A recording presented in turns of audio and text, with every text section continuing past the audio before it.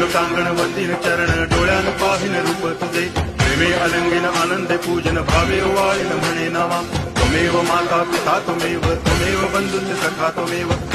विद्या द्रोणं त्वमेव सर्वं मम देव आयेन वाचा मनसेन्द्रियैर्वा बुद्ध्यात्मना वा प्रकृति स्वभावात् करोमि यद्यत् सकलं परस्मै नारायणायति समर्पयामि अच्युतं केशवं रामनारायणं कृष्णदामोदरं वासुदेवं हरि श्रीधरं माधवं गोपिकावल्लभं जानकीनायकं राम